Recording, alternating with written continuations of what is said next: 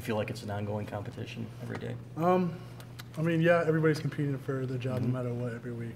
Nothing's set in stone, so you gotta go out there, prove yourself every week in practice and in game. And he's just getting there, trying to get a rotation, see who the best 5 is, and he's just cycling people through. So, yeah. Jon, can you walk us through specifically from camp and then kind of like up until right now as far as just the competition on the right side? Well, throughout camp, it was a heated process, moving everybody around, trying to see who the best 5 people were, and on the left and right side, mixing people up, kicking Ben out to tackle sometimes, and he just wants the best 5 people out there, and he's still rotating people out there because we're still not sure. I mean, if anything happens, we want some decent backups in there, and I think we got that now. We got a good core 5, 6, 7 players that can go in there and play at any time, so that's really helpful. You still working at tackle at all?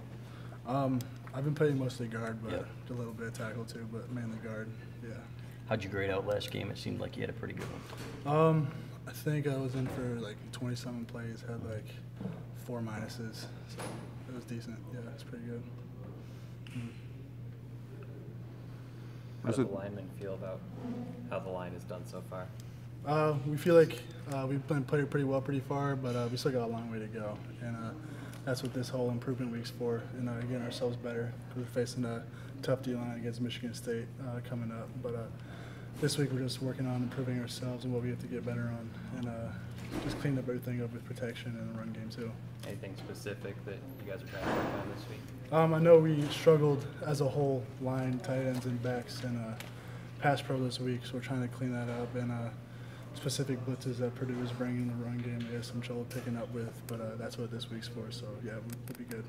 You watch any film on Michigan State at all this week? I watched a little bit this morning after I lifted, but not really. I watched a lot of game from Purdue this morning too, but yeah, and just practice, just getting ready for practice too, so I haven't really focused on Michigan State yet, but yeah, we'll get there yet. Will you watch them play Iowa this weekend? Oh yeah, definitely. That's definitely something I'm gonna do. I have nothing really to do this weekend, so sit back, watch college football Saturday.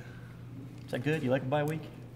Yeah, you kind of get a little antsy though, because you're just sitting there on your couch like you want to be playing a game that week. Bye week's good for your body, but like you know that you want to be out there and playing and everything. But, yeah.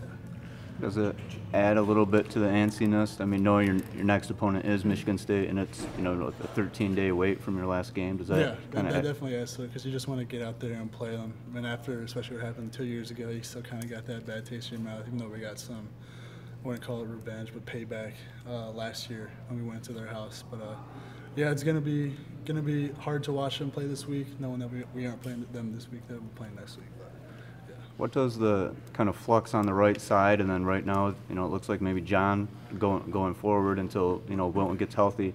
What does that do, I guess, for the rhythm of the offense? With right side still trying to kind of figure it out, and now that possibly a new quarterback for a little bit. I mean, we believe in Jon.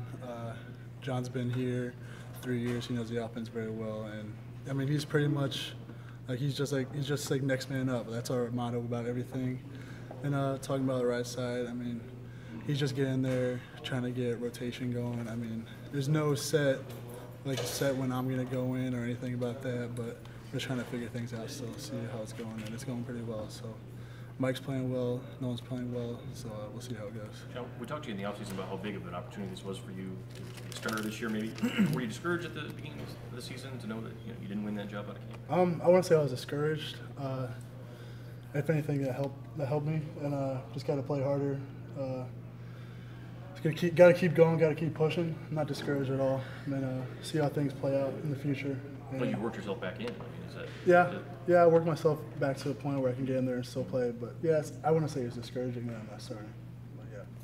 Going back to the bye week, what are your plans for the bye week?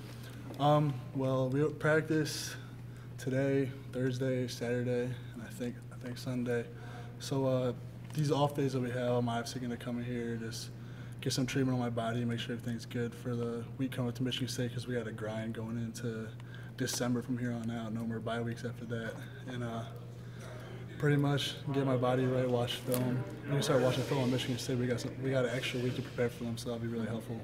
so you're not traveling anywhere to go No, home? I'm not traveling. I was thinking about going home, but really not worth it. How excited are you to be getting to play this game under the lights, prime time, and everything like that with the rivalry? Oh yeah, that's gonna be awesome. In my first night game here, so at 7 o'clock. I know we played Michigan State 2 years ago at 3 something, but night game is gonna be crazy. Fans are gonna be loud. It's gonna be fun, and excited to see how it goes. Offensively, you guys also have outscored opponents 43-0 in that fourth quarter. What is it about the fourth quarter that you guys are able to turn it on and take that intensity up a little bit? We just know when it comes down to fourth quarter that has to be ours, and we're not going to give up. We're not going to quit. We're not going to give in. We're not going to let the opponent take this game from us, and that's the kind of mindset we get in there. We kind of want to make other teams tap out fourth quarter, and so when it comes to fourth quarter, we can just score points and hopefully come out with a win. Does that give you a little bit extra more confidence knowing that if you guys are down, that you've been so successful in the fourth quarter that you'll be able to come back and fight back completely? Yeah, I mean, you don't necessarily want to be down the fourth quarter to begin anyway, but we know that if we just stick to what we're doing and keep pushing, that we're going to come out, hopefully drive down the field and score some points. That's what we're hoping to do in the fourth quarter every time. So going into a game, do they tell you you're going to play this game, or is there? You said there's nothing set, right? No, there's nothing not really said, just kind of by ear, and I just Coach Jeb will say from the box, tell Coach Nutter and GA put me in, and I'll get like a play to give me like a play, and I'll be ready to go. And so there's no real set. I mean, they do tell me to be ready. I mean, you have to be ready all the time because there's always one play away from going in anyway. But yeah, there's nothing really they'd say, like you're playing this drive, nothing. Was that the message at the end of camp from the coaches to you that, just because you're doing the job right away, you got to keep going here because you could get back into it? Yeah, exactly. I mean, like being a backup anyway, you're always one play away no matter what. If anybody goes down, you have to be ready at a moment's notice. So that's kind of mentality you take in there. Just next man up. You can go out. You can go out there any play. So just got to be ready for that. Did you get any helmet stickers this week? Yeah, I think I got 6 this week. Really? What do you get them for? Like for? I think we get 2 for a Big Ten win, and I don't know what the other for. Okay. I'm guessing. Were they individual? Yeah, they're probably individual. Okay. I mean, you get them for like a good block or being in. I think you get them for being in on a touchdown too. Okay. So, yeah. You were in on those 2 long touchdowns for 80+ yards. Did you feel like you were getting into some rhythm in Yeah, those drives? especially on the second touchdown drive I was in there. We drove, I think it was like 96 yards, something like that, all the way down the field. And it felt really good to be out there. And on the first one, I was in for like 5 or 6 plays, but it was still good. I definitely felt like I was getting to rhythm out there, and it was fun.